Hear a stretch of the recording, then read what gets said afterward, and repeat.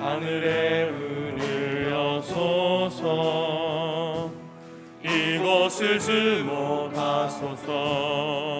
주를 향한 노래가 꺼지지 않으니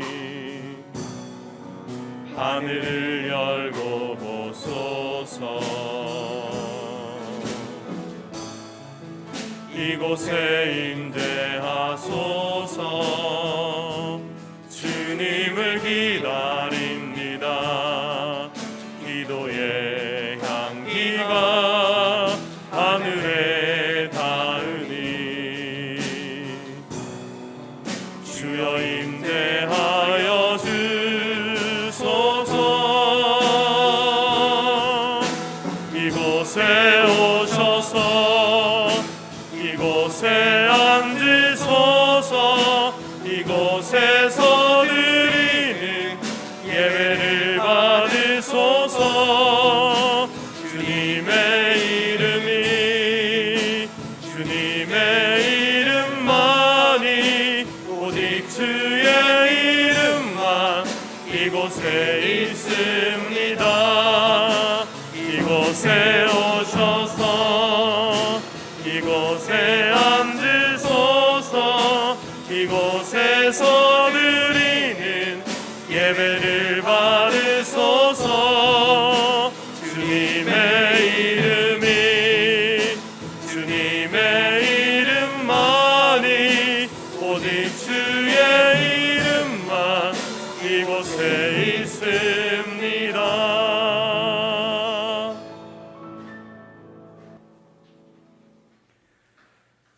그러므로 모든 악독과 모든 기만과 외식과 시기와 모든 비방하는 말을 버리고 갓난 아기들 같이 순전하고 신령한 젖을 사모하라. 이는 그로 말미암아 너희로 구원에 이르도록 자라게 하려 함이라. 너희는 택하신 족속이요 왕같은 제사장들이요 거룩한 나라요 그의 소유가 된 백성이니 이는 너희를 어두운 데서 불러내어 그의 기이한 빛에 들어가게 하신 이의 아름다운 덕을 선포하게 하려 하심이라. 아멘.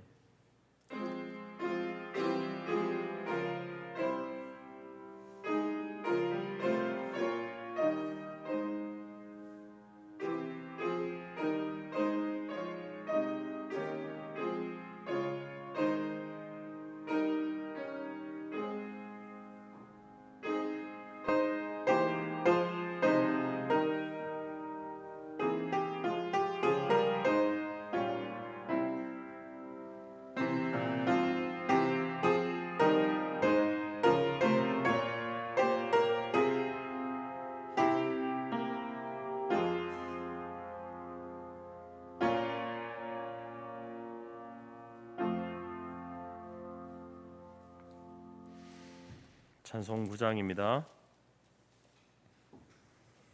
찬송가 9장입니다.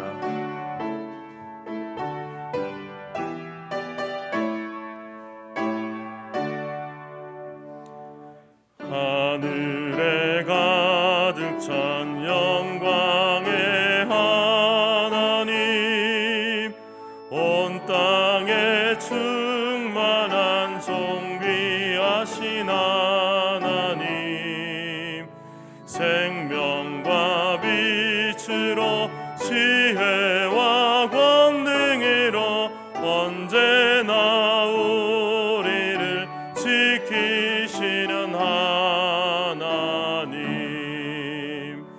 성부와 성자와 성령 삼위의 하나님, 우리 예배를 받아주시옵소서.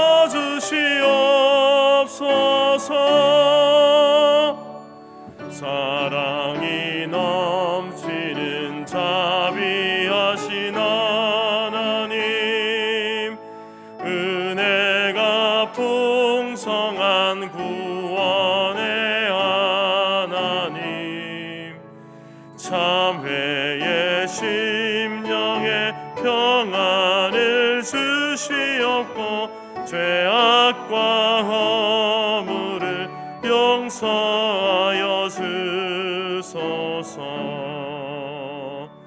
찬송과 영광과 생명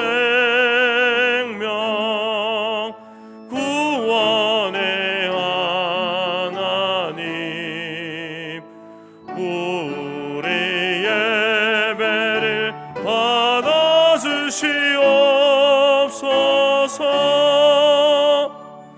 연약한 심령을 굳게 세워주시고 우둔한 마음을 지혜롭게 하시고 주의 뜻 받들어 참되게 살아가며 주 말씀 따라서 용감하게 하소서.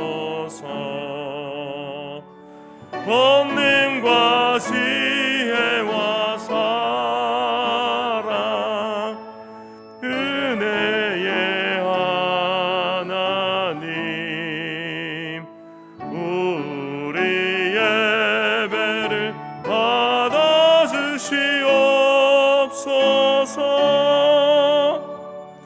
주 앞에 나올 때 우리 마음 기쁘고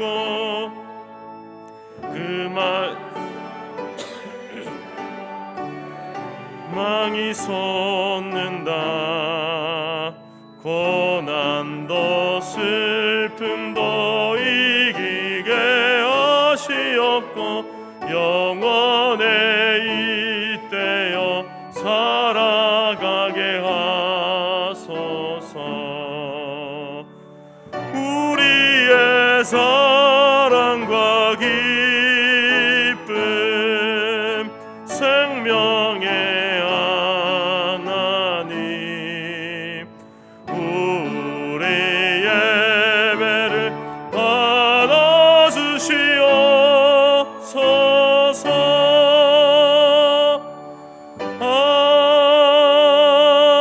아멘.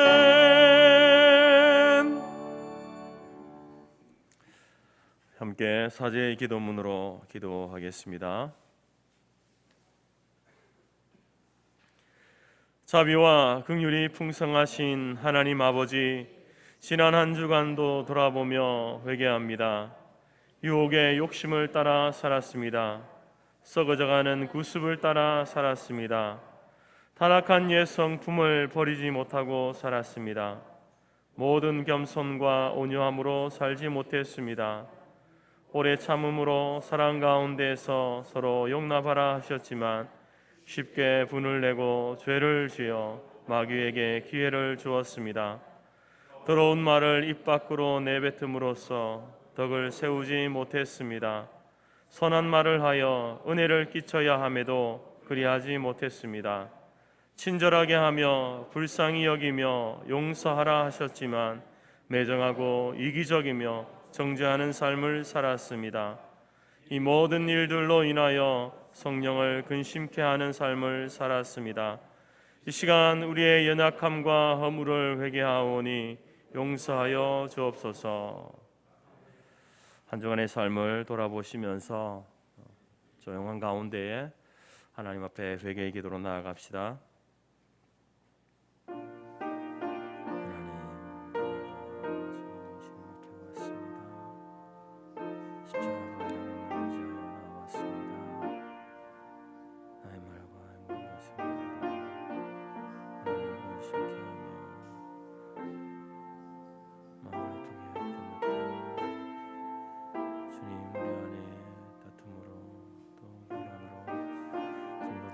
삶의 모습으로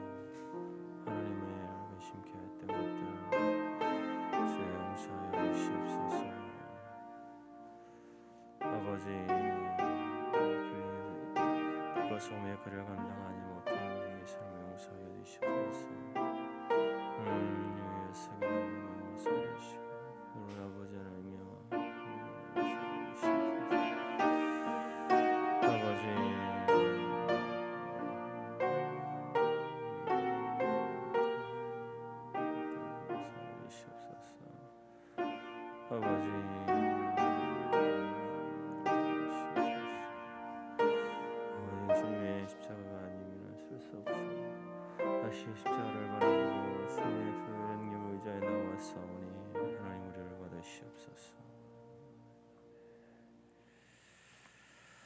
만일 우리가 우리 죄를 자백하면 그는 이쁘시고 의로우사 우리 죄를 사하시며 우리를 모든 불의에서 깨끗하게 하실 것이요 동이서에서 먼 것 같이 우리 죄과를 우리에게서 멀리 옮기셨으며 너희 죄가 주홍 같을지라도 눈과 같이 희어질 것이요 진홍같이 붉을지라도 양털같이 희게 되리라. 아멘. 함께 찬송가 뒤편에 교동문 41번 시편 97편입니다. 교동문 41번 시편 97편입니다. 앞 화면에도 있습니다.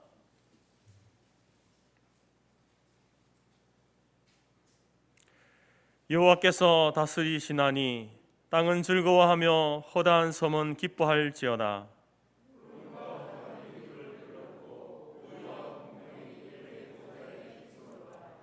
불이 그의 앞에서 나와 사방의 대적들을 불사르시는도다.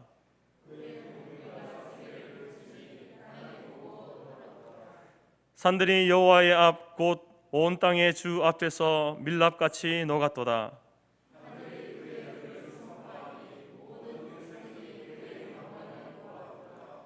조각한 신상을 섬기며 허무한 것으로 자랑하는 자는 다 수치를 당할 것이라.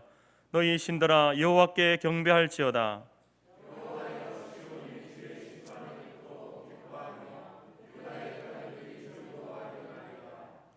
여호와여 주는 온 땅 위에 지존하시고 모든 신들보다 위에 계시니이다.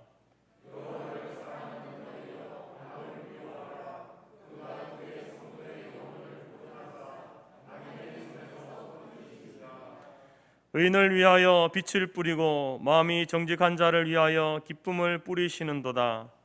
의인이여 너희는 여호와로 말미암아 기뻐하며 그의 거룩한 이름에 감사할지어다. 아멘. 사도신경으로 신앙 고백드립니다. 나는 전능하신 아버지 하나님 천지의 창조주를 믿습니다. 나는 그의 유일하신 아들 우리 주 예수 그리스도를 믿습니다. 그는 성령으로 잉태되어 동정녀 마리아에게서 나시고 본디오 빌라도에게 고난을 받아 십자가에 못 박혀 죽으시고 장사된 지 사흘 만에 죽은 자 가운데서 다시 살아나셨으며 하늘에 오르시어 전능하신 아버지 하나님 우편에 앉아 계시다가 거기로부터 살아있는 자와 죽은 자를 심판하러 오십니다. 나는 성령을 믿으며 거룩한 공교회와 성도의 교제와 죄를 용서받는 것과 몸의 부활과 영생을 믿습니다. 아멘. 잘 앉으시겠습니다. 87장입니다.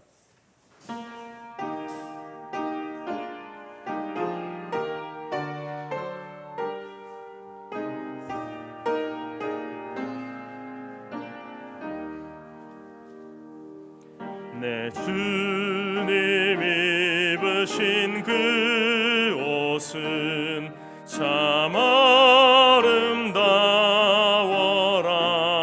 아름다워라. 그 향기 내 맘에 사무쳐 내 기쁨 되도다. 시온 성보다 더 찬란한 저 천성 떠나서 이 세상 오신 예수님 참 내 구세주. 내 주는 쓰라린 고통을 다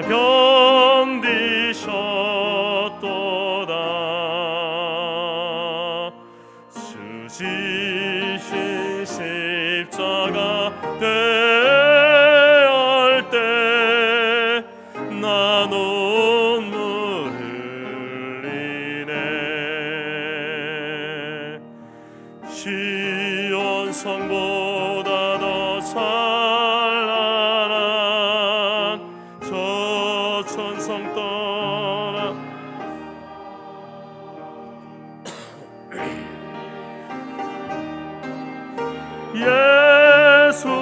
예수님 참 내 구세주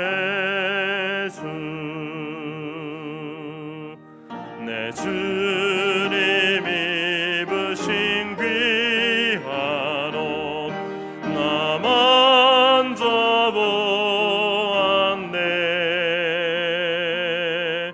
내 발이 죄악에 빠질 때 주 나를 붙드네 시온성보다 더 찬란한 저 천성 떠나서 이 세상 오신 예수님 참 내 구세주 내 주님 영광의 옷 입고 문 열어주실 때 나 주님 나라에 들어가 영원히 살겠네 시온성보다 더 찬란한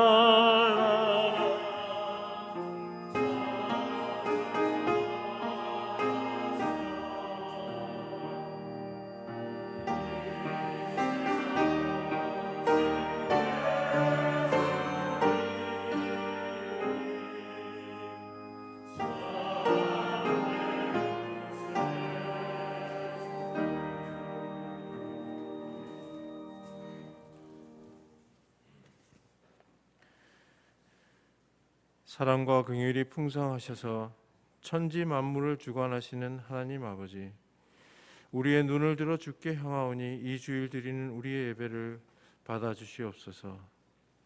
내가 산을 향하여 눈을 들리라. 나의 도움이 어디서 올까? 나의 도움은 천지를 지으신 여호와에게서로다. 여호와께서 내 오른쪽에서 내 그늘이 되시나니 낮에 해가 너를 상하지 아니하며 밤의 달도 너를 해치지 아니하리로다라고 하셨사오니, 우리가 예배드릴 때에 주님을 만나고 주님의 사랑과 보호를 깨달으며 기쁨으로 나가옵니다.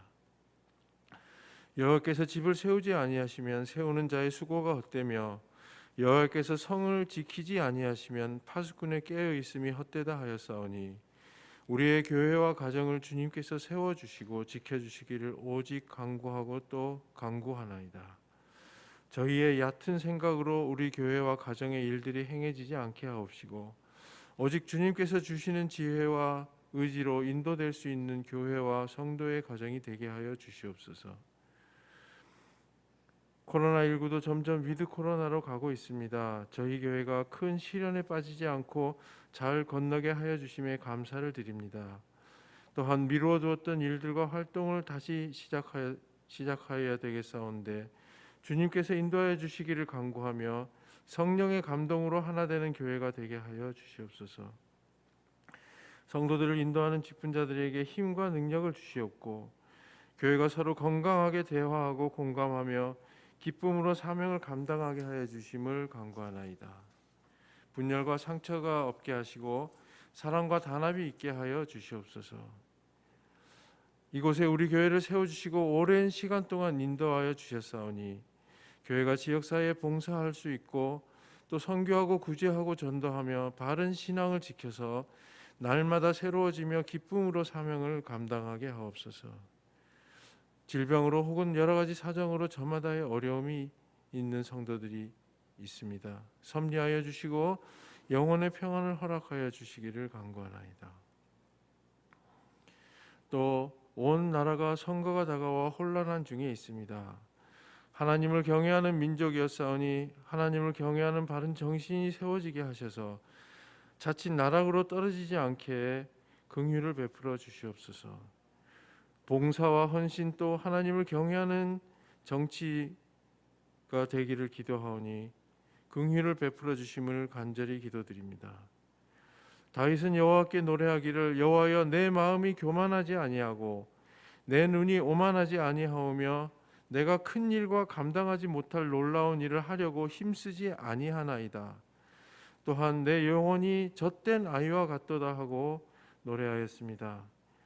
여러 가지 복잡한 국제 정세와 또 권력의 탐욕을 부리는 무리들 가운데서도 다윗과 같은 마음을 조금이라도 가지려고 노력하는 위정자들이 많이 세워지기를 주님께 간구하나이다.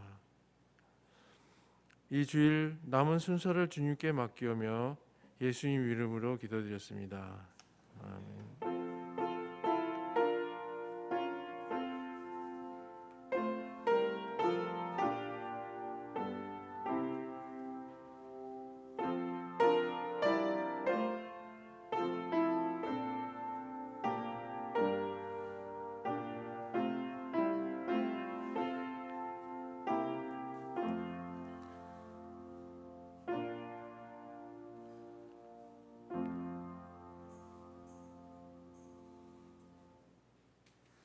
광고 말씀드리겠습니다.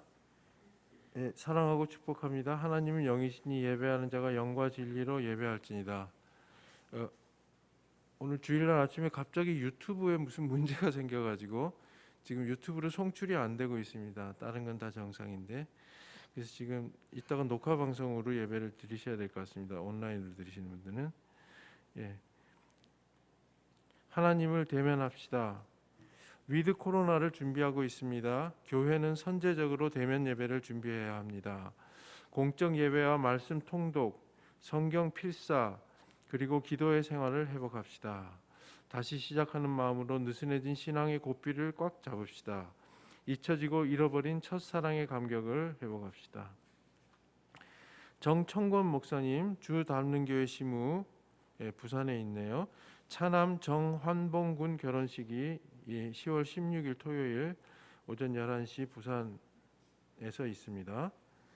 그다음에 교단 소식 부산 성은교회 서동석 목사 시무가 지난 8월 25일 폭우로 인하여 예배당과 기타 교회 시설이 침수되고 누수되는 피해를 입었습니다. 그래서 부산 노회장 이민호 목사님입니다.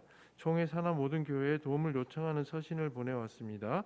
그래서 지난 당회를 해서 교회 재정으로 성은교회를 작은 금액이지만 돕기로 결정했습니다. 빠른 복구와 정상적인 예배가 드려질 수 있도록 기도해 주시기 바랍니다. 지난 7월에 영남노회 소속의 재건 샘터교회 김광석 목사 시무님 샘터교회 당 신축을 위한 헌금을 저희 교회에서 드린 바 있습니다. 전국 재건교회 기도와 헌금으로 사진이 있나요? 준공 단계에 이르렀다고 합니다. 완공될 때까지 계속 기도해 주시기 바랍니다. 10월 마지막 주일에 송경환 강도사님의 부목사 청빈건으로 임시공동회를 갖습니다. 또한 3, 4분기 정기 재직회도 같이 가도록 하겠습니다. 재직되시는 분과 공동의회 회원 되시는 분들은 기도로 준비하여 주시기 바랍니다.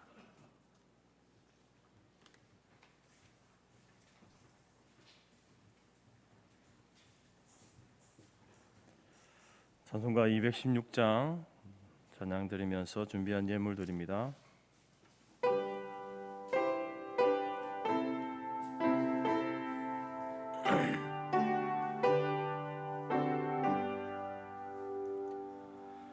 성자의 귀한 몸 날 위하여 버리신 그 사랑 고마워라.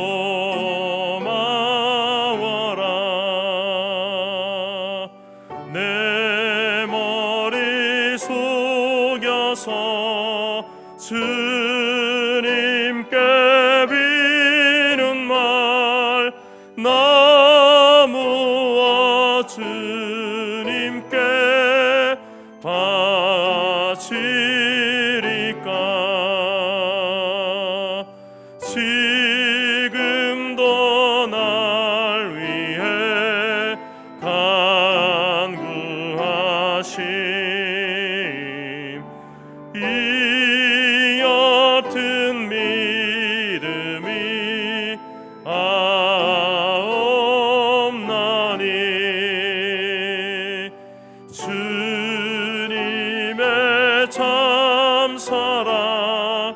고맙고 놀라워 찬송과 기도를 쉬지 않네. 주님의 십자가 나도 지고 신실한 믿음과 마음으로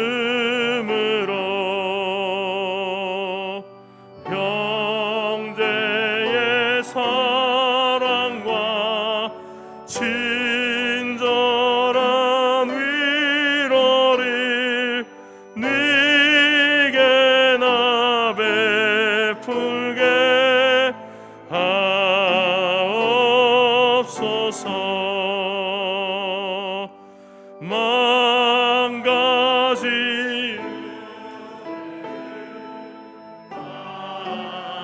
받았으니 내 평생 슬프나 즐거우나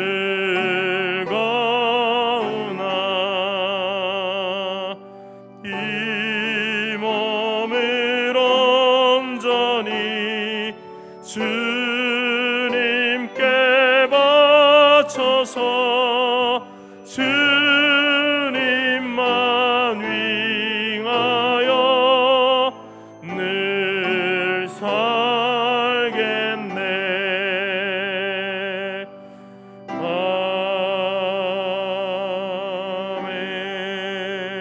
아멘.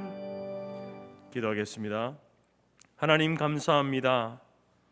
오늘도 복된 날 허락하셔서 주의 성도들이 함께 모여 하나님을 예배하며 또 우리의 삶을 드리며 우리의 생명을 드리며 하나님 앞에 나오게 하신 것 감사합니다. 하나님 이 시간 우리의 예배를 받으시며 각 사람이 드린 예물을 하나님이 기뻐 흠양하여 주옵소서. 하나님께서 이 어려운 시대에 우리로 하여금 그리스도인으로 살게 하신 것은 하나님의 섭리하심이 있기에 우리를 세우신 줄 믿습니다.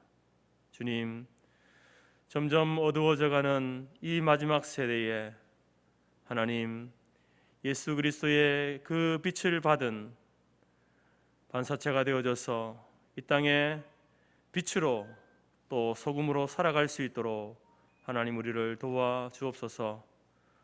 우리의 사명이 그것임을 깨닫게 하시고 단순히 먹고 마시는 그것이 우리의 삶의 목적이 아니라 이 세상을 밝히며 썩어져가는 것을 막아서는 그것이 우리의 사명임을 알게 하셔서 우리의 힘과 우리의 지혜와 우리의 가진 모든 것을 동원하여서 하나님 주신 사명을 감당하는 삶을 살아갈 수 있도록 인도하여 주옵소서.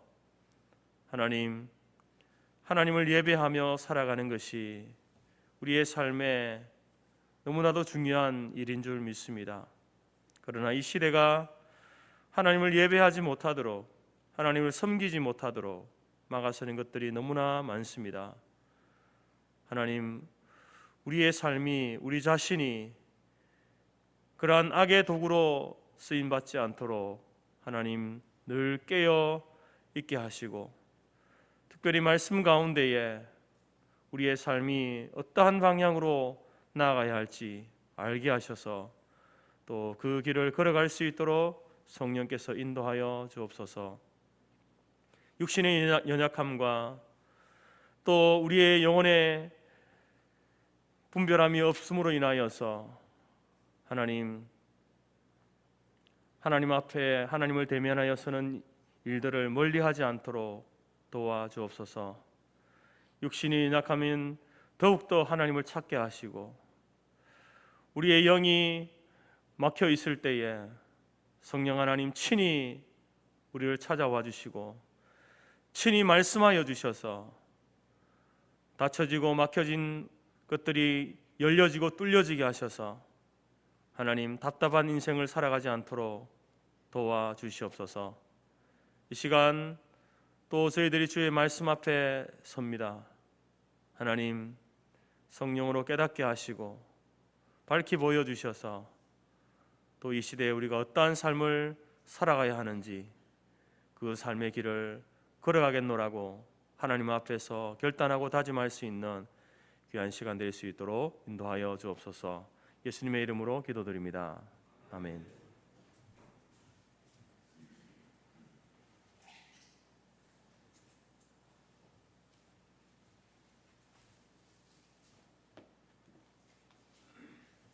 하나님이 우리에게 주신 말씀은 출애굽기 28장 1절에서 5절이며 구약 123페이지입니다. 앞 화면에도 있습니다.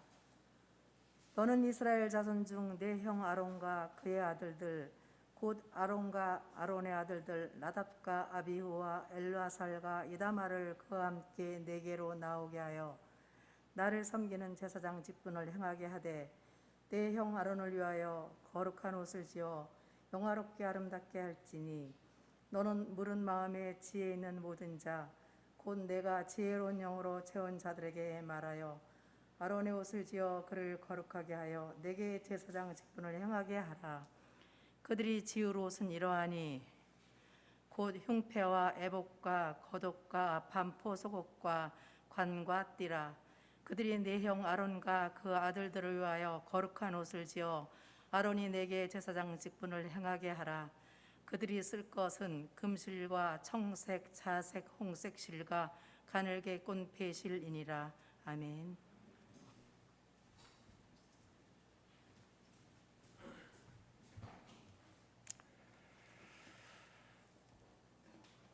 사람이 입고 있는 옷은 그 옷을 보면 그 사람이 무슨 일을 하는 사람인지 알 수 있습니다. 병원에서 푸른색 옷이나 하얀 가운을 입고 있으면 의사나 간호사이겠죠. 그리고 또 이제 법원에서 판사복을 입고 있으면 판사이거나 검사입니다. 경찰 제복을 입고 있으면 그 사람은 경찰이고 방화복을 입고 있으면 소방관입니다. 그래서 옷은 그 사람이 하는 일이 무엇인지를 말해줍니다. 또 옷은 그 사람의 신분을 우리에게 알려주기도 합니다. 조선시대 같은 경우는 특별히 더욱더 그랬습니다. 신분에 따라서 입는 옷이 다 달랐지 않습니까? 왕이 입는 옷을 구룡포 혹은 용포라고 이렇게 불렀습니다. 그리고 양반들이 입는 옷, 평민들이 입는 옷, 또 노비들이 입는 옷, 그 옷들이 다 달랐습니다. 그 옷을 통해서 이 사람이 어떤 신분의 사람인지를 그때는 구별해 낼 수 있었습니다. 오늘날도 이제 죄수의 옷을 입고 있으면 이 사람이 죄를 지었구나라는 것을 우리는 알게 되죠. 죄인의 신분이다라는 것을 알게 됩니다. 또한 군복을 입고 있으면 이 사람이 군인의 신분이구나라는 것을 우리는 알게 됩니다. 옷을 통해서 신분을 아는 것이죠. 또 옷을 통해서 그 사람이 어느 나라 사람인지 국적도 알 수 있습니다. 베트남 사람들은 그 전통복이 아오자이라는 옷인데요. 일반적으로 한국 사람이나 다른 외국 사람들이 이 옷을 잘 입지 않습니다. 베트남에 놀러 가서 입지 않는 이상은 자기 나라에서 이런 옷을 입지 않죠. 일본 전통복은 기모노라는 옷인데요. 그 옷을 입고 있으면 이 사람이 일본 사람이구나라는 것을 알게 되고, 한복을 입고 있으면 한국 사람이구나, 우리나라 사람이구나라는 것을 알게 됩니다. 중동의 무슬림들은 남자는 머리에 터번을 쓰고요, 여자는 이제 부르카라고 하는 것을 이렇게 써서 몸과 얼굴을 가립니다. 이처럼 옷이라고 하는 것은 이제 어떤 동질감이나 정체성이나 또 신분과 직업을 나타내는 그러한 용도로 쓰여집니다. 오늘 본문 가운데에 등장하는 이제 제사장이라고 하는 이 직분, 이 제사장도 그 직무를 행할 때에 입어야 할 옷이 따로 있었습니다. 그냥 평상시 입던 옷을 입고 나아가서 제사장의 직무를 할 수가 없었습니다. 하나님께서 아론과 그 아들들을 제사장의 직분으로 세우시면서 그들이 입어야 할 옷에 대해서 아주 자세하게 말씀해 주고 있습니다. 하나님께서 직접 그 옷을 디자인하여서 모세에게 내가 이렇게 디자인했으니까 내가 이것을 만들어서 그 제사장들에게 그 옷을 입도록 하라라고 이렇게 명령하십니다. 하나님께서는 그렇게 함으로써 이 제사장이 어떤 존재인지를 알기를 원하셨고, 또 그들이 하는 일들이 얼마나 중요한 일인지를 알려주시기 위해서 특별하게 이 제사장의 옷을 하나님이 친히 디자인하시고, 또 모세를 통해서 그것을 만들게 하셔서 제사장의 직무를 감당할 때 입게 하셨던 것입니다.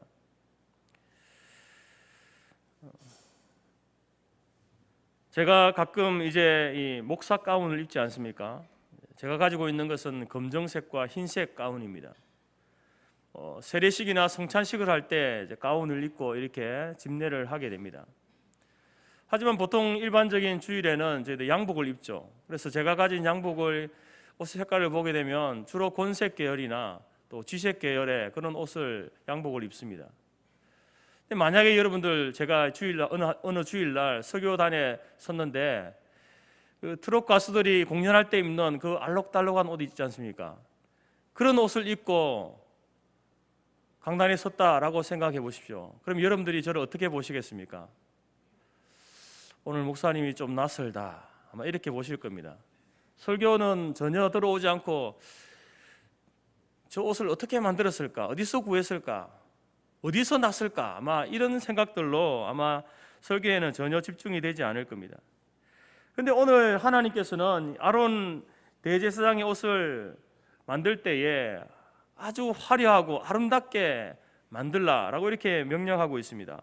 2절 말씀을 보게 되면 내 형 아론을 위하여 거룩한 옷을 지어 영화롭고 아름답게 할지니, 5절 말씀에서는 그들이 쓸 것은 금실과 청색, 자색, 홍색 실과 가늘게 꼰 되실이다. 여러 가지 형형색색의 그 색깔들의 실을 써서 옷을 만들고 화려하게 아름답게 만들 것을 이렇게 요청하시죠. 아마도 이 대제사장이 이 옷은 그 당시 사람 입고 있었던 그 어느 옷들보다 화려하고 아름다웠을 겁니다. 그래서 아론 대제사장이 이제 그 에봇을 입고 이렇게 사람들 앞에 나서면은 모든 사람들의 시선이 그 대제사장의 그 옷에 시선이 가고 주목을 끌었을 것입니다. 왜 하나님께서는 이 아론의 옷을 이렇게 화려하고 아름답게 만들도록 했을까요? 그것은 다른 이유가 아닙니다. 이 제사장이 하는 일은 바로 이스라엘 자손들을 대표해서 하나님 앞에 나아가는 영광스러운 직분이기 때문에 그 옷을 화려하고 아름답게 만들 것을 요청하신 것입니다. 대제사장의 예복은 평상복이 아닙니다. 아주 특별한 날, 하나님의 거룩한 존전에 나아가는 날, 그날에만 입는 옷입니다. 이 옷은 사람들에게 보이기 위한 옷이 아니라 하나님 앞에 나아갈 때 입어야 했던 옷이었기 때문에 하나님께서는 특별하게 이렇게 만들 것을 요청하신 것입니다. 여러분, 이스라엘 백성들에게 있어서도 아론이 입었던 그 대제사장의 옷, 에봇은 굉장히 특별했습니다. 왜냐하면 그 옷을 입으면 아론이 어디 간다는 겁니까? 성전으로 들어가서 지성소로 들어가는, 그래서 거기에서 이제 하나님과 대면하게 되는데, 아론 개인 혼자서 대면하는 것이 아니라 이스라엘 전체를 대표해서 하나님을 대면하는 그러한 시간이기 때문에 이스라엘 백성들에게도 굉장히 중요한 시간이었습니다. 뿐만 아니라 하나님 앞에 나아가서 이제 죄 사함을 받고, 또 아론이 그 옷을 입고 하나님의 그 보좌 앞으로 나아가야만 이스라엘 백성들이 하나님의 그 은혜의 관계를 계속해서 유지할 수 있었기 때문에 아론에게도 중요한 시간이었고 이스라엘 백성들에게도 너무나 중요한 시간이었습니다. 오늘 본문 가운데에 그 아론이 입었던 대제사장의 그 예복은 크게 6가지로 이렇게 이야기합니다. 4절 말씀해 보시면 그들이 지을 옷은 이러하니 곧 흉패와 에봇과 겉옷과 반포 속옷과 관과 띠라. 그들이 내 형 아론과 그 아들들을 위하여 거룩한 옷을 지어 아론이 내게 제사장 직분을 행하게 하라. 여러분 PPT를 보시면은 머리에 쓰고 있는 것이 이제 관이고요. 그 밑에 이제 여호와께 성결이라고 하는 글자가 관에 쓰여져 있습니다. 그리고 가슴에 있는 것이 이제 12보석이 박혀 있는 판결 흉패입니다. 그리고 빨간색 옷이 이제 에봇인데요. 그리고 허리에 띠를 띠고 있고 또 푸른색 옷이 에봇 받침인 겉옷입니다. 그리고 그 밑에 성류와 금방울이 달려 있고 또 제일 안쪽에 반포 속옷, 이렇게 옷이 대제사장의 옷입니다.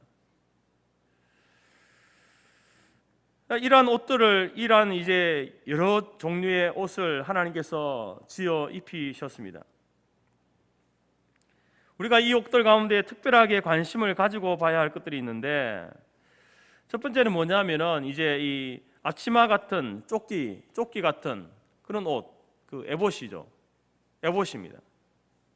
두 개의 천을 어깨띠로 메어서 앞뒤로 걸친 것인데, 그 어깨에는 호마노라고 하는 보석이 붙여져 있습니다. 그리고 그 보석에는 6지파씩 이렇게 12지파의 이름이 적혀져 있습니다.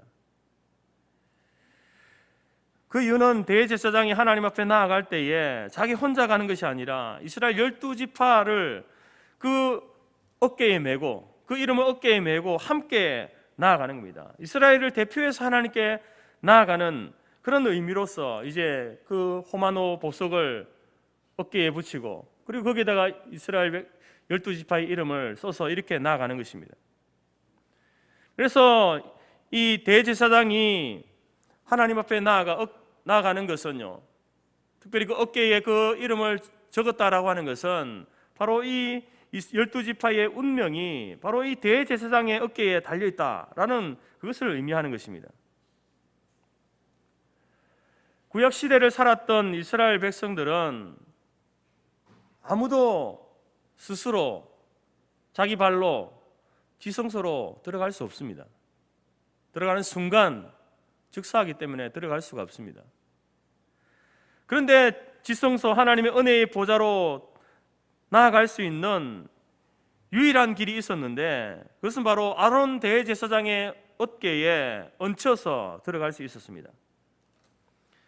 그래서 아론 혼자 들어가지만 사실상 바로 이스라엘 백성이 그때에 아론 대제사장이 지성소에 들어가서 하나님을 대면할 그때에 그들도 이스라엘 백성 전체가 함께 하나님을 대면할 수 있게 되는 그러한 시간이 것입니다. 여러분, 이처럼 우리가 어떻게 천국에 갈 수 있을까요? 여러분의 힘으로, 여러분의 지혜로 천국 갈 수 있겠습니까? 갈 수 없습니다.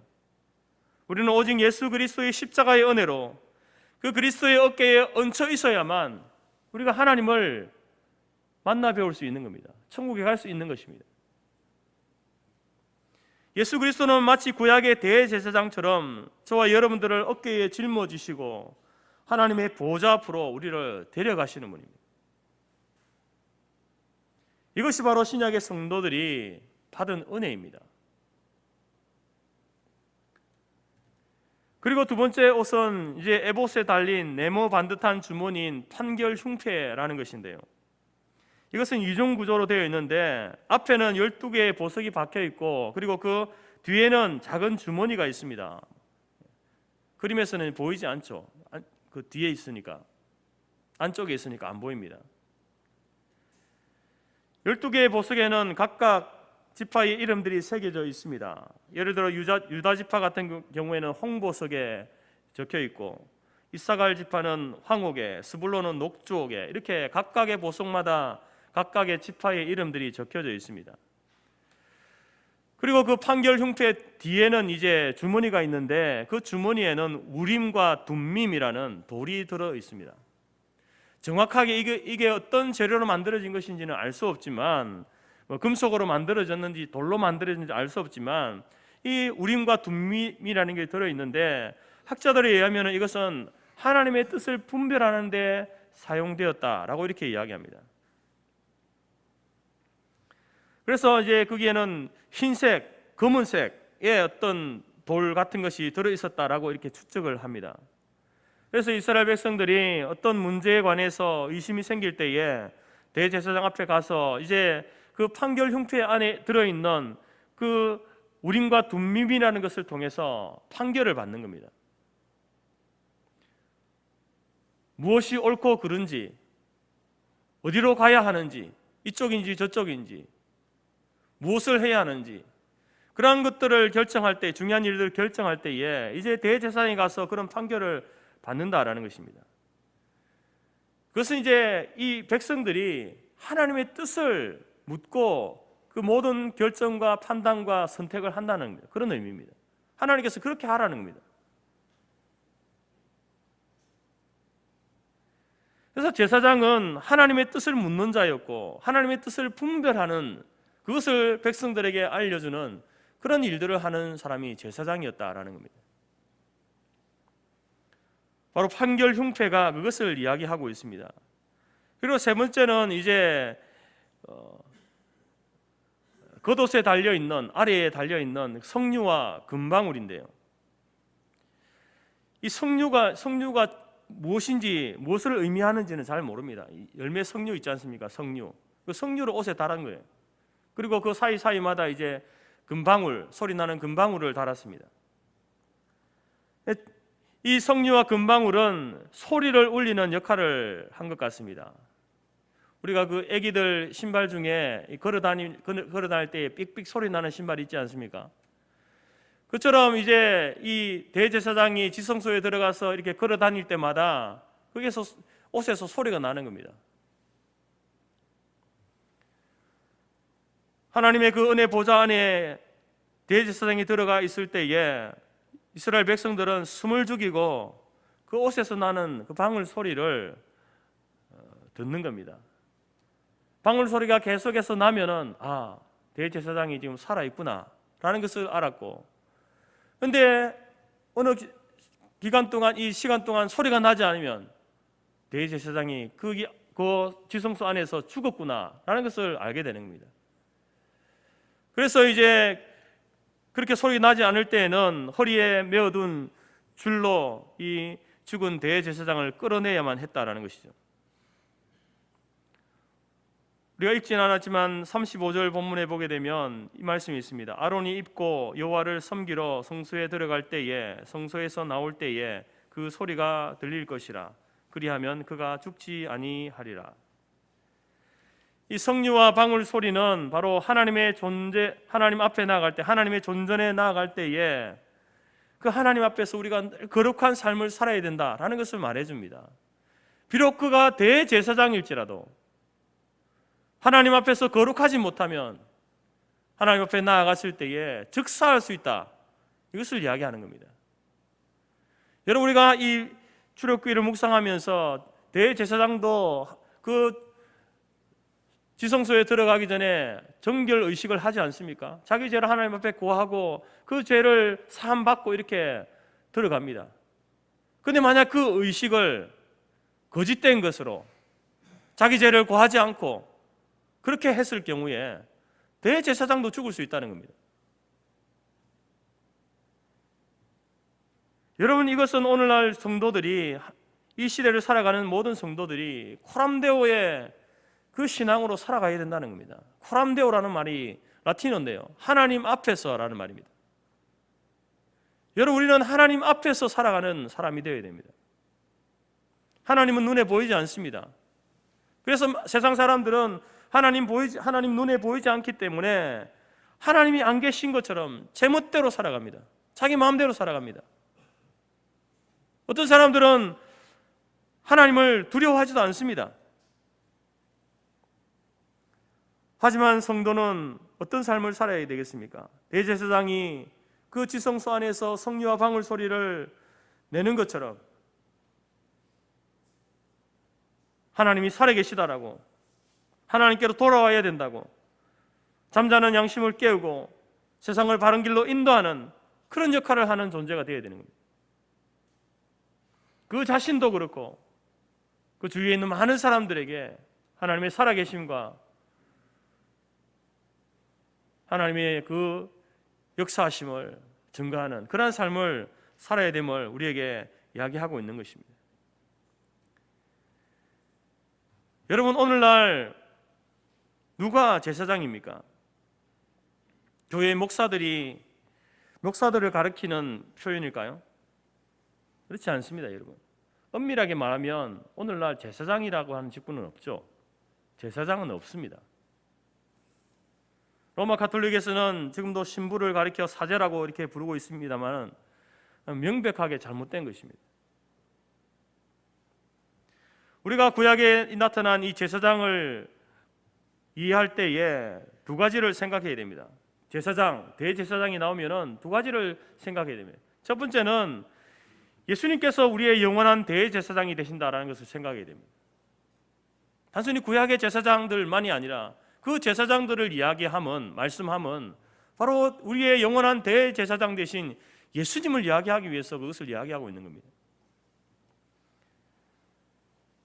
여러분, 성막 안에서 제사를 드리던 제사장 가운데도 가장 중요한 제사장이 대제사장 아니겠습니까? 그래서 성경은 거의 예외 없이 이 대제사장은 바로 우리 주 예수 그리스도다라고 이렇게 성경은 선포하고 있습니다. 왜냐하면 예수님께서 율법을 완성하셨거든요. 성전이나 또는 희생제사나 또 제사장 제도, 이 모든 것들은 예수님에게서 다 완성이 되었습니다. 그래서 히브리 기자는 히브리서 3장 1절에서 이렇게 말합니다. 그러므로 함께 하늘의 부르심을 받은 거룩한 형제들아, 우리가 믿는 도리의 사도이시며 대제사장이신 예수를 깊이 생각하라 라고 이렇게 말합니다. 예수 그리스도는 바로 하나님께로부터 보내심을 받아서 인간의 그 죄와 삶의 모든 문제들을 짊어지시고 하나님 앞에 나아가서 그 문제를 해결해 주시는 영원한 대제사장이 되신다는 겁니다. 두 번째는 성도들이 제사장임을 알아야 합니다. 정확하게 말하면 성도들이 영적 제사장의 역할을 해야 한다라는 사실을 우리가 생각해야 됩니다. 여러분, 구약의 성막에도 대제사장을 돕는 제사장들이 많이 있었습니다. 신약 시대에 와서는 그 제사장들이 바로 예수 믿는 우리 모든 성도들을 가리키는 겁니다. 다시 말해서 목회자만 제사장이 아니고 영적 제사장이 아니라 모든 성도들이 다 영적 제사장이다라는 겁니다. 여러분들이 영적 제사장입니다. 그래서 베드로 사도는 그의 편지에서 이렇게 이야기합니다. 너희도 산돌같이 신령한 집으로 세워지고 예수 그리스도로 말미암아 하나님이 기쁘게 받으실 신령한 제사를 드릴 거룩한 제사장이 될지니라. 그리고 나아가서 베드로전서 2장 9절에서 너희는 택하신 족속이요 왕같은 제사장들이요 거룩한 나라요 그의 소유된 백성이다 라고 이렇게 선포합니다. 마틴 루터 목사님은 이 말씀을 근거로 하여서 종교계에게 중요한 신앙의 원리를 이렇게 세웠습니다. 그것은 바로 만인 제사장설이라는 주장인데요. 모든 믿는 성도들이 다 제사장이다라는 겁니다. 여러분, 이것은 이 가르침은 우리 개신교를 지탱해주는 중요한 가르침 중에 하나입니다. 여러분, 종교개혁이 바로 그 로마 가톨릭에 반하여서 나온 것 아닙니까? 그 잘못된 그런 어떤 교리와 모든 행태들을 변화시키기 위해서 나온 것이 프로테스탄트 개신교입니다. 그 가운데에 이제 이 교황이나 사제가 제사장이다라고 하는 제사장의 역할을 한다라고 그렇게 가르치는 겁니다. 거기에 대항해서 아니다. 성경은 분명히 이렇게 이야기한다. 이 베드로전서 이 말씀에서 예수 믿는 모든 성도들이 거룩한 제사장이다, 왕 같은 제사장이다라고 이렇게 말하고 있으니 모든 사람 제사장이다라고 이렇게 가르쳤다는 겁니다. 여러분, 하나님께서는 예수 믿고 구원받은 우리 한 사람 한 사람을 영적 제사장으로 인정해 주십니다. 종교개혁 이전에는 성도들이 성경을 직접 읽을 수 없었습니다. 물론 라틴어를 몰라서 모르기 때문에 읽지도 못했지만, 안다고 해도 감히 성경을, 하나님 말씀이 성경을 들고 읽게 하지 않았습니다. 교회가 사제들만 그것을 읽었죠. 또 어떤 사제는 자기도 라틴어를 몰라가지고 그냥 뭐 이상한 소리를만 내는 그런 사람도 있었다고 합니다. 근데 이제 우리가 영적 제사장이 되었다라는 말은 무슨 말이겠습니까? 우리가 하나님의 말씀을 스스로 읽고 분별할 수 있다는 겁니다. 그렇게 되었다는 겁니다. 누군가의 도움을 받아서 성경을 듣기만 하던 그러한 시대가 아니라 이제는 직접 하나님의 말씀을 우리가 대면하여서 읽고 그것을 해석할 수 있는 그러한 시대가 되었다는 겁니다. 또한 종교개혁 이전에는 성도들이 스스로 자신의 죄를 하나님 앞에 고할 수 없었습니다. 어떻게 했습니까? 사제 앞에 가서 고해 성사를 하면 그 사제들이 그 죄를 하나님께 고하여 그렇게 용서해 주는 그러한 식이었습니다. 그러나 이제는 여러분, 우리가 교황을 통하거나 사제를 통해서 그렇게 기도할 필요가 없습니다. 우리는 모두가, 예수 믿는 모든 성도들은 스스로 기도할 수 있습니다. 예수의 이름으로 기도할 수 있습니다. 누구나 기도할 수 있습니다. 자기의 죄를 하나님 앞에 고하여서 예수의 이름으로 용서받을 수 있습니다. 이것이 바로 여러분, 만인 제사장들이 가지는 아주 중요한 의미다라는 것입니다. 우리는 모두가 스스로 성경을 펼쳐들고 하나님의 뜻을 분별할 수 있습니다. 우리는 하나님 앞에 나아가서 누구나 스스로 하나님 앞에 기도할 수 있습니다. 그리고 그 기도를 하나님이 들으신다라는 겁니다. 또한 영적 제사장으로서 우리는 다른 사람을 위해서도 기도할 수 있습니다. 다른 사람에게 복을 빌어줄 특권도 우리에게 주어졌습니다. 그래서 여러분, 할 수 있는 대로 다른 사람들을 많이 여러분 축복하는 기도를 많이 하시기 바랍니다. 특별히 여러분들, 여러분의 자녀들, 손자, 손녀들에게 머리에 손을 얹고 영적 제사장으로서 여러분 축복기도 많이 해주시기 바랍니다. 그것이 여러분, 우리 성도들에게 주신 하나님의 특권이다라는 겁니다. 물론 이 만인 제사장설이 가져온 오해도 있었습니다. 우리 모두가 제사장이니까, 교회 모든 성도들이 다 제사장이니까 목사나 장로나 집사나 다 똑같은 것이다라고 생각하는 겁니다. 그래서 아무나 설교도 해도 되고 아무나 예배 시간에 축도해도 된다라고 이렇게 생각하는 것이죠. 심지어 굳이 그러면 뭐 목사가 있을 필요가 없겠네, 이렇게 이야기하는 사람도 있다라는 것입니다. 여러분, 만인 제사장설 이 교리는요, 구원에 있어, 우리 구원론에 있어서 아주 탁월한 그러한 교리입니다. 하지만 교회론에 있어서는요, 교회 안에는 여러 직분들로 구분하고 있지 않습니까? 그 직분마다 사역들이 차별화되어 있습니다.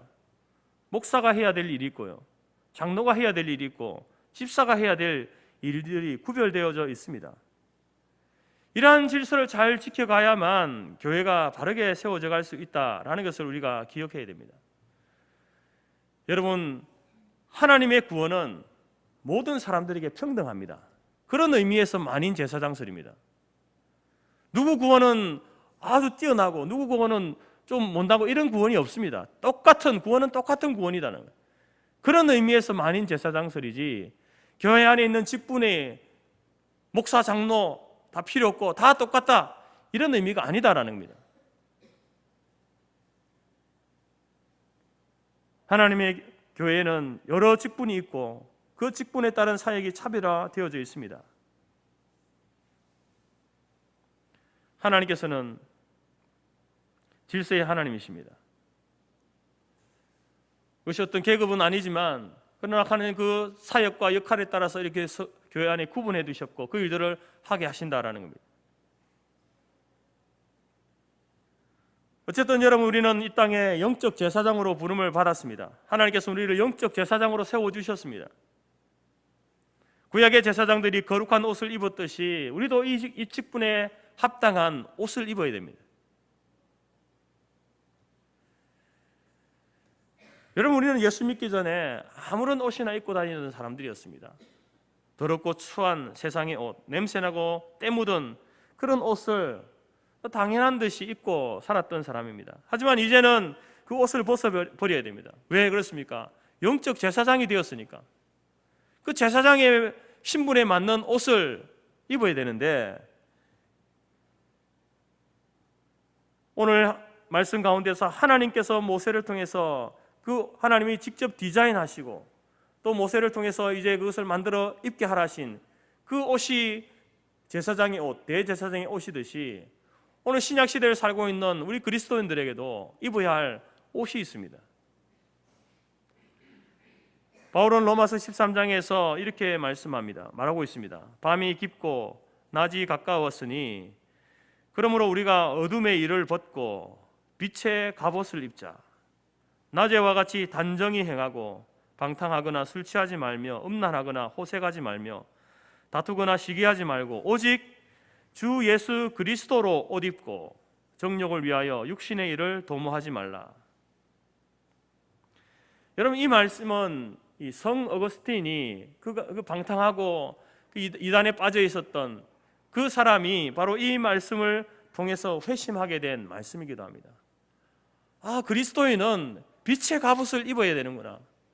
그리스도로 옷 입는 삶을 살아야 되는구나. 그가 깨닫고 회심했다는 것입니다. 여러분, 이 땅의 영적 제사장들은 바로 빛의 갑옷을 입어야 됩니다. 주 예수 그리스도로 옷을 입어야 된다. 그것을 말씀하고 있는 겁니다. 빛의 갑옷을 입는다는 게 무슨 말인가? 주 예수 그리스도로 옷 입는다는 것은 무슨 말인가? 이런 또 눈에 보이는 이런 옷을 말하는 게 아니지 않습니까? 그것은 바로 그리스도인으로서의 정체성을 분명히 하면서 살라는 말입니다. 그리스도로 옷 입는다는 것은 네가 그리스도인이다. 그러니까 그리스도인으로서의 정체성을 분명히 하면서 살라. 그것을 말하고 있는 겁니다. 그것은 교회에서는 물론이거니와 집에서도 직장에서도 어느 나라를 가든지 그리스도로 옷 입고 누가 봐도 그리스도인으로 알도록 살아가라는 겁니다. 그것이 그리스도로 옷 입는 삶입니다. 마태복음 22장에 보면 예수님께서 혼인잔치집 비유를 하는데, 이제 혼주가 되는 임금이 그 잔치에 참여한 사람들 가운데에 예복을 입고 오지 않은 손님을 보게 되는데, 그 손님을 내쫓는 장면이 나옵니다. 혼인잔치에 참석했는데 예복을 입고 오지 않아서 그 잔치집에서 쫓겨나는 사람들이 있습니다. 요한계시록 7장 13절 이하에 보게 되면 사도 요한이 이제 천국을 환상 가운데서 보면서 천국 사람들이 흰 옷을 입고 있는 게 너무 신기해서 자기를 인도하는 그 장로에게 묻습니다. 물어보니까 그 장로가 대답하기를 천국은 어린 양 피에 그 옷을 씻어 희게 한 사람만 올 수 있다, 이렇게 이야기합니다. 그 옷을 어린 양의 피로 씻어서 희게 되어진 그 옷을 입고 온 사람만 천국에 올 수 있다, 이렇게 이야기합니다. 여러분, 이 말씀이 무슨 말입니까? 바로 성도들이 빛의 갑옷을 입고 그리스도로 옷 입지 않으면 천국 잔치에 못 간다는 겁니다. 천국에 못 간다는 겁니다. 예수 그리스도의 그 피로 씻어서 희게 되어진 옷을 그 그리스도로 옷 입은 사람만 천국 갈 수 있다, 이것을 말하고 있는 겁니다. 여러분, 성도들은 이 땅을 살아갈 때에 빛의 갑옷을 입고 살아가야 합니다. 그리고 성도는 천국 갈 때에도 그 옷을 입고 간다는 겁니다.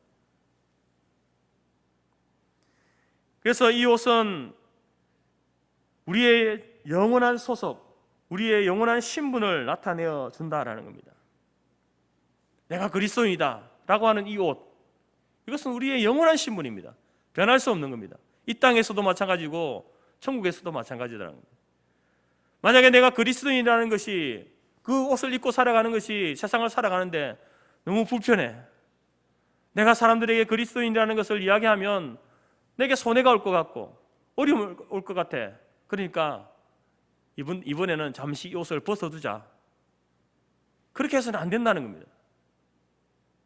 비록 그것이 우리를 힘들게 할 수도 있고 우리에게 손해가 될 수 있는 그런 옷이지만, 그러나 그것을 벗어버려서는 안 되는 겁니다.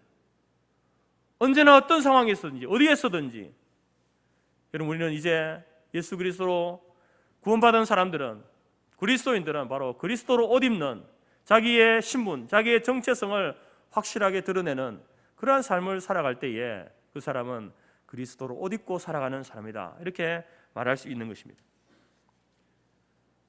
바울이 로마서를 쓸 때에 그때 당시 로마에 있던 그리스도인들은 자신이 그리스도인이다, 내가 예수를 믿는 사람입니다 라고 드러내면요 죽임을 당할 수 있었습니다. 잡혀가 옥에 갇히고 감옥에 갇히고 죽임을 당할 수 있는 그런 상황이었습니다. 근데 바울은 로마서 편지를 쓰면서 그런 상황임에도 불구하고 그 성도들을 향해서 뭐라고 이야기합니까? 그리스도로 옷 입어라, 이렇게 이야기합니다. 당신이 그리스도인이라는 사실을 숨기지 말아라, 드러내면서 살아라, 이렇게 이야기합니다. 그 말이 여러분 거리를 다니면서 나 예수 믿는 사람입니다, 나 잡으러 오세요, 이런 말이 아닙니다. 여러분, 자신의 삶을 통해서 예수님 보여주셨던 그 사랑과 겸손과 섬김의 삶을 그 삶의 구석구석에서 그렇게 행하면서 살아가라는 겁니다. 그렇게 살다가 이제 로마 군인들에 의해서 만약에 그것이 들키고 발각되어져서 잡혀가서 감옥에 갇히고 죽는 한이 있어도 자기의 신분을 속이지 말라는 겁니다. 성도 여러분, 어떤 경우에라도 그리스도인이라고 하는 이 고유한 이 신분, 이 정체성을 잃지 마시기 바랍니다. 숨기지 마십시오. 당당하게 드러내시기 바랍니다. 그것이 바로 빛의 갑옷을 입는 삶이고 그리스도로 옷 입는 삶이다라는 사실을 꼭 기억하시기 바랍니다. 그리고 두 번째로 그리스도로 옷 입는다는 말은요, 그리스도인의 품위를 지키며 산다는 말입니다. 여러분, 요즘은 그리스도인 교회 다닙니다, 목사입니다 이렇게 말하면요 사람들이 호의적이지 않습니다. 노골적으로 무시하는 사람도 있습니다. 왜 이렇게 되었습니까?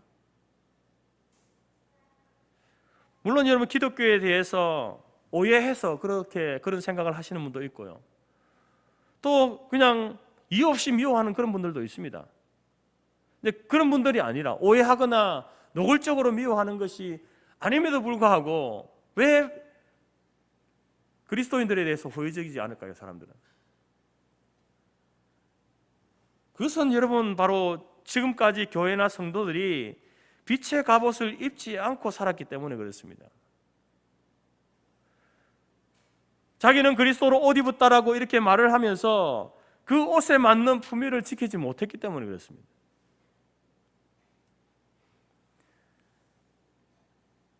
아까 읽어드렸던 로마서 13장에서 그리스도로 옷 입는 삶을 이렇게 이야기합니다. 방탕하거나 술 취하지 말며 음란하거나 호색하지 말며 다투거나 시기하지 말라. 세상의 모든 사람들이 방탕하고 술 취하고 음란과 호색과 쾌락을 즐기고 다투고 시기하는 삶을 살지라도 그리스도인은 그렇게 살면 안 된다는 겁니다.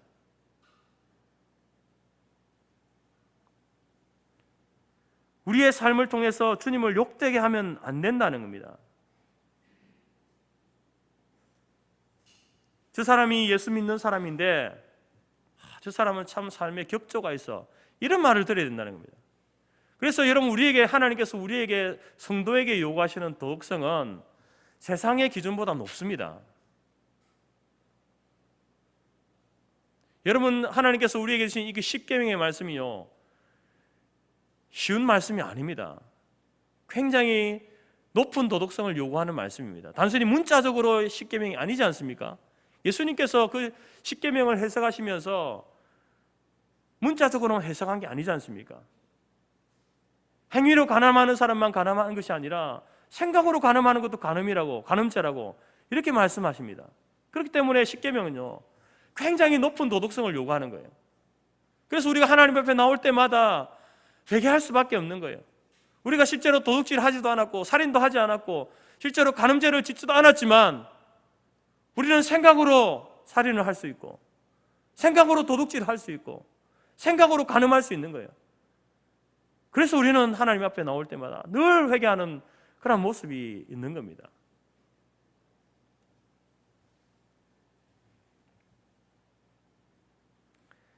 여러분, 그리스도인의 품위를 지키시기 바랍니다. 세상 사람들보다 더 높은 도덕적 기준을 가지고 여러분 윤리적으로 도덕적으로 바르게 살아가시기 바랍니다. 그 삶이 그리스도로 옷 입는 삶입니다. 세 번째로는, 마지막으로는 그리스도로 옷 입는다는 말은요, 예수 그리스도를 내 삶의 보호자로 삼는다라는 말입니다. 여러분, 옷의 기능은 바로 우리의 몸을 보호하는 기능이 있습니다. 인류 최초의 옷이 이제 이 무화과 잎사귀로 엮은 것인데 그 옷은 금방 마르고 시들죠. 그래서 하나님께서 아담에게 무슨 옷을 입혀주셨습니까? 가죽옷을 만들어 주셨습니다. 입혀주셨습니다. 여러분, 우리가 입는 이 섬유로 만든 옷은 마치 나무 잎사귀 같은 그런 것입니다.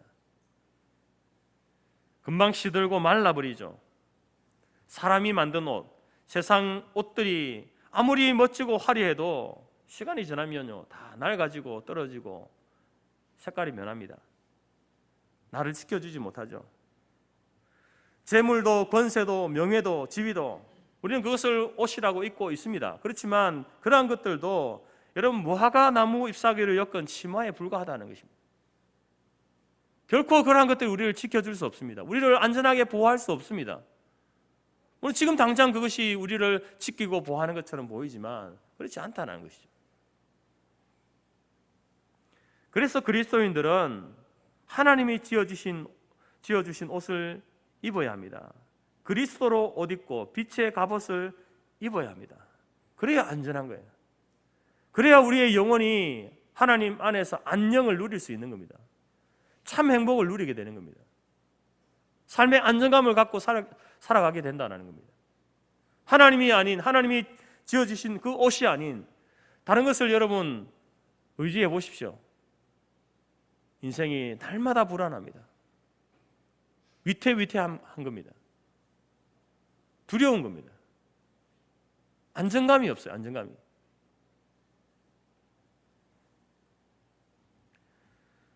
사랑하는 성도 여러분, 예수 그리스도로 옷 입는다는 말은 예수 그리스도께서 내 삶의 참된 보호자가 된다, 보호자이심을 믿고 의지하는 삶을 이야기하는 겁니다. 오늘 저와 여러분들은 하나님께서 우리를 영적 제사장으로, 이 시대의 영적 제사장으로 우리를 부르셨고 세워주셨습니다. 그리고 영적 제사장에 합당한 옷을 우리에게 주시면서 빛의 갑옷을 입어라, 주 예수 그리스도로 옷 입고 살아라, 이렇게 말씀하십니다. 여러분, 그리스도인으로서의 정체성을 지키십시오. 언제나 어디서나 무엇을 하든지 어떤 상황 속에서도 여러분의 정체성을 잃지 마시기 바랍니다. 또한 그리스도인으로서의 그 품격을 지키면서 사십시오. 그리고 예수 그리스도만이 나의 참된 보호자가 되신다, 그러한 확신과 믿음 가운데 살아가는 것이 빛의 갑옷을 입고 사는 것이고 그리스도로 옷 입고 살아가는 영적 제사장의 삶인 것을 꼭 기억하시기 바랍니다.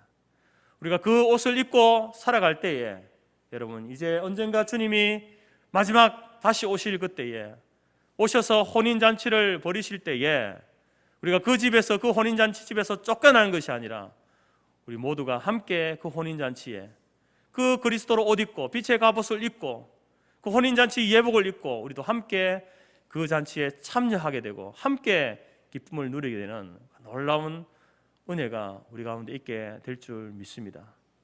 이 시대를 살아가는 모든 우리 성도교회 성도들이 자신이 영적 제사장임을 잊지 마시고 하나님께서 우리에게 지어주신 그 거룩한 옷, 빛의 갑옷, 그리스도로 옷 입는 그 삶을 이 한 주간도 성공적으로 살아가는 우리 모두가 될 수 있기를 주님의 이름으로 권면드립니다. 기도하겠습니다. 하나님 감사합니다. 주 예수 그리스도를 믿는 우리들에게 영적 제사장의 직분과 이 거룩한 신분을 허락하심을 감사합니다. 또한 그 직분에 맞게 빛의 갑옷을 입고 주 예수 그리스도로 옷 입고 살고 사명을 감당하라 명령하신 주님, 이제 어떤 삶의 상황 속에서도 그리스도인이라는 정체성을 잃지 않겠습니다. 날마다 코람데오의 그 정신으로 살아가겠습니다. 또한 세상 가운데서 그 어떤 사람들보다 높은 도덕적 품격을 유지하고 지키면서 특별히 십계명의 말씀을 붙들고 그 말씀대로 살아가려고 애쓰는 그러한 사람들이 되겠습니다. 이 세상에 많은 의지할 것들이 있지만 오직 주 예수 그리스도만이 나의 참된 의지이고 참된 보호자 되심을 믿고 확신하며 살아가겠습니다.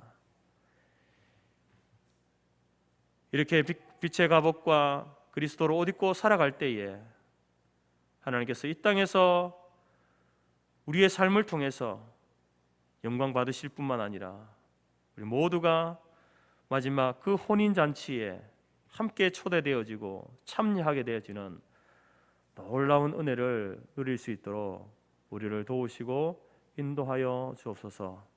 이 한 주간도 성령 하나님께서 우리를 붙드시고 하나님께서 원하시는 그 참된 길로 우리를 인도하실 줄 믿습니다. 주님이 인도하시는 그 길을 따라 이 한 주간도 성공적으로 살아가는 우리 모두가 될 수 있도록 도와주옵소서. 예수님의 이름으로 감사하며 기도드립니다. 아멘. 찬송가 325장입니다.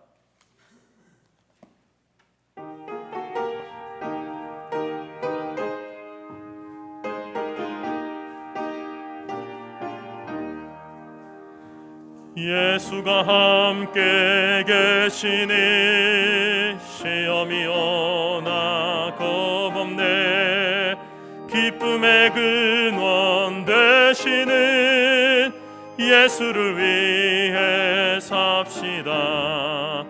날마다 주를 섬기며 언제나 주를 기리고 그 사랑 안에 살면서 딴 길로 가지 맙시다. 동안에 주 이름 전파하면서 무한한 복락 주시는 예수를 위해 삽시다. 날마다 주를 섬기며 언제나 주를 기리고 그 사랑 안에 살면서 딴 길로 가지 맙시다.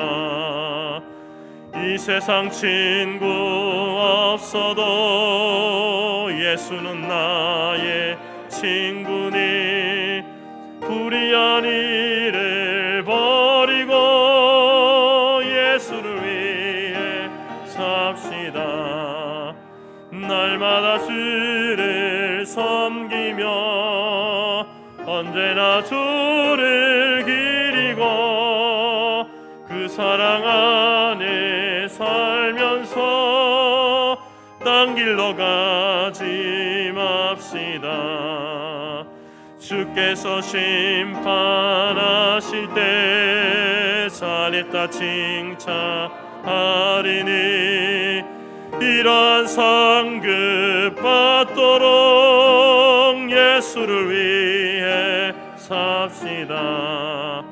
날마다 주를 섬기며 언제나 주를 기리고 그 사랑 안에 살면서 딴 길로 가지 맙시다. 아멘. 축복 기도하겠습니다.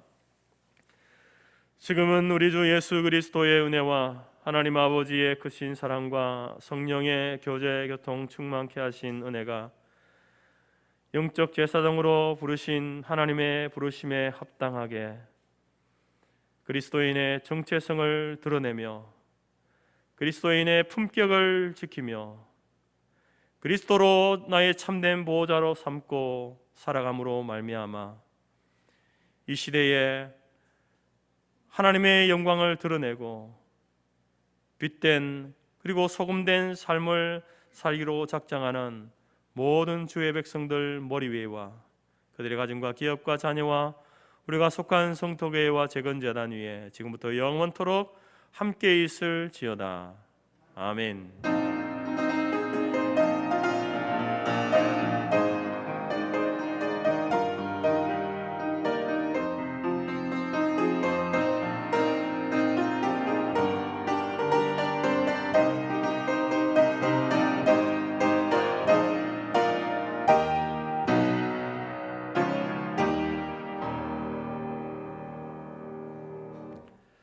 이 한 주간도 영적 제사장의 삶을 성공적으로 살아가시기 바랍니다. 예배를 마쳤습니다. 감사합니다.